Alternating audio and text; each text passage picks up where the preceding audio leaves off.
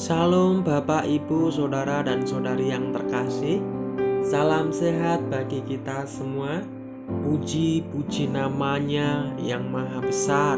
Sebab Allah yang telah memelihara kehidupan kita di sepanjang malam tadi hingga pada pagi hari ini kita boleh bersama-sama membaca dan merenungkan kebenaran firman Tuhan. Tapi sebelum kita membaca dan merenungkan kebenaran firman Tuhan, mari kita bersatu di dalam doa. Sungguh besar kasih setiamu ya Allahku, kasih-Mu yang tak terbatas di dalam kehidupan kami. Kasih-Mu yang setia, kasih-Mu yang tulus ya Bapa, yang kami boleh rasakan terbukti bila mana ketika kami beristirahat malam tadi dan kami bisa bangun dalam keadaan sehat, sukacita. Semua itu karena anugerah-Mu ya Bapa. Kami sungguh mengucap syukur bila mana jiwa kami dipulihkan di pagi hari ini. Bila jiwa kami di pagi hari ini terasa segar dan sukacita ya Bapa. Kami sungguh-sungguh mengucap syukur atas pertolongan-Mu. Terima kasih Bapa, kami siap membaca dan merenungkan kebenaran firman-Mu hanya di dalam satu nama Yesus Kristus Allah yang ajaib. Haleluya. Amin. Bapak, Ibu, dan saudara-saudari yang terkasih, renungan kita di pagi hari ini bertema beritahukanlah jalan-jalanmu kepadaku, yang terambil di dalam kitab Mazmur 25. Lembaga Alkitab Indonesia memberi judul Doa Mohon Ampun dan Perlindungan. Dari Daud kepadamu ya Tuhan, kuangkat jiwaku. Allahku, kepadamu aku percaya. Janganlah kiranya aku mendapat malu. Janganlah musuh-musuhku beria-ria atas aku. Ya, semua orang yang menantikan Engkau takkan mendapat malu. Yang mendapat malu ialah mereka yang berbuat khianat dengan tidak ada alasannya. Beritahukanlah jalan-jalanmu kepadaku. Ya Tuhan, tunjukkanlah itu kepadaku. Bawalah aku berjalan dalam kebenaran-Mu dan ajarlah aku. Sebab Engkaulah Allah yang menyelamatkan aku. Engkau ku nanti-nantikan sepanjang hari. Ingatlah segala rahmat-Mu dan kasih setia-Mu ya Tuhan. Sebab semuanya itu sudah ada sejak purbakala. Dosa-dosaku pada waktu muda dan pelanggaran-pelanggaranku janganlah kau ingat, tetapi ingatlah kepadaku sesuai dengan kasih setia-Mu, oleh karena kebaikan-Mu ya Tuhan. Tuhan itu baik dan benar, sebab itu Ia menunjukkan jalan kepada orang yang sesat. Ia membimbing orang-orang yang rendah hati menurut hukum, dan Ia mengajarkan jalannya kepada orang-orang yang rendah hati. Segala jalan Tuhan adalah kasih setia dan kebenaran bagi orang yang berpegang pada perjanjiannya dan peringatan-peringatannya. Oleh karena nama-Mu ya Tuhan, ampunilah kesalahanku, sebab besar kesalahan itu. Siapakah orang yang takut akan Tuhan? Kepadanya Tuhan menunjukkan jalan yang harus dipilihnya. Orang itu sendiri akan menetap dalam kebahagiaan dan anak cucunya akan mewarisi bumi.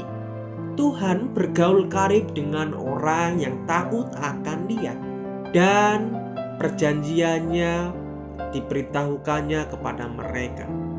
Mataku tetap terarah kepada Tuhan, sebab Ia mengeluarkan kakiku dari jaring.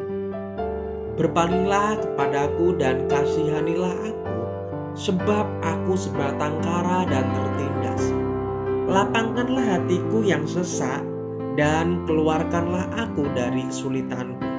Tillah sengsaraku dan kesukaranku, dan ampunilah segala dosaku.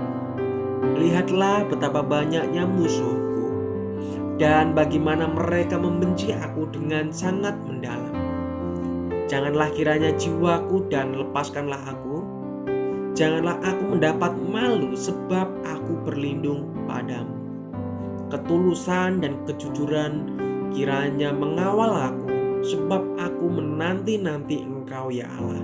Bebaskanlah orang Israel dari segala kesengsaraannya. Di dalam Mazmur 25 seperti Musa di dalam Keluaran 33 ayat yang ke-13, pemazmur sangat ingin mengetahui jalan-jalan Allah. Orang percaya mungkin mengetahui sesuatu tentang perbuatan Allah, keselamatan, mukjizat.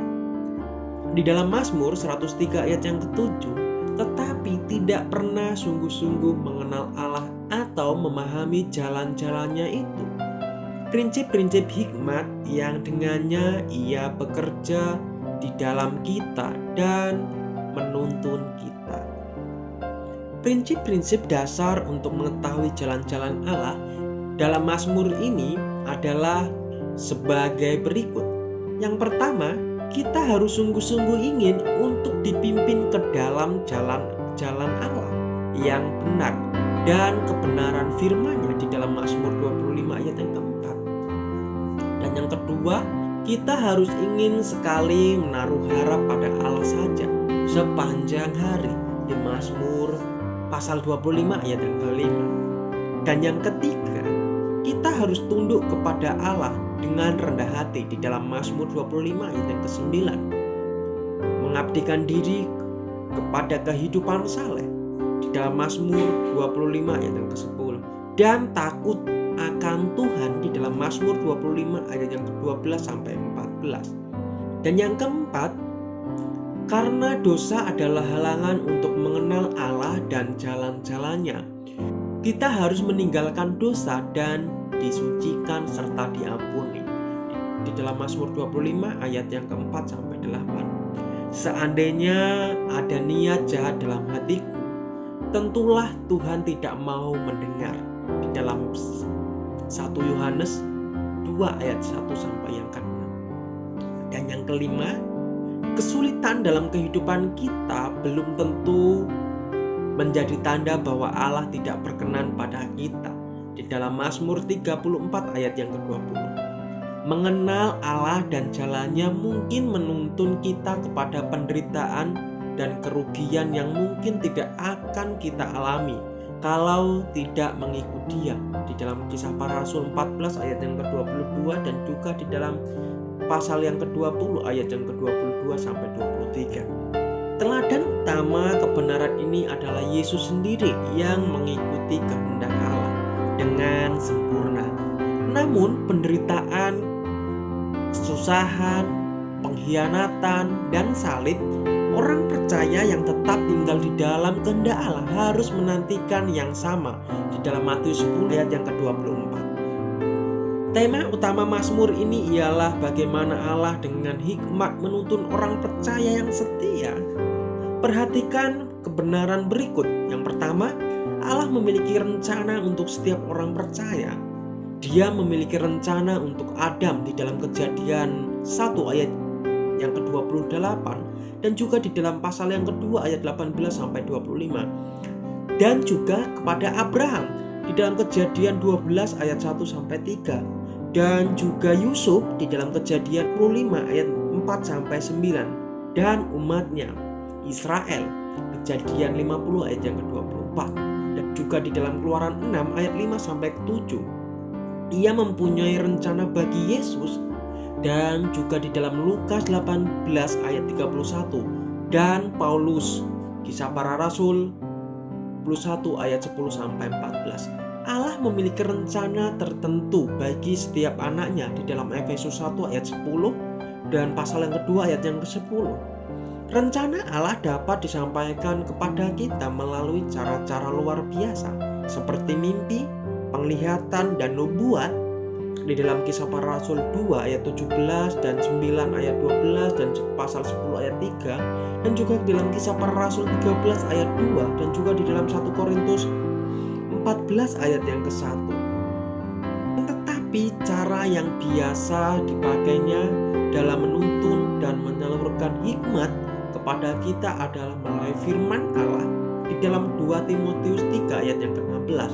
dan melalui Roh Kudus yang tinggal di dalam hati kita, di dalam 1 Yohanes 2 ayat 20 sampai 27. Rencana Allah bagi orang percaya bisa meleset jikalau kita mengabaikan firman Allah atau dengan salah menafsirkannya.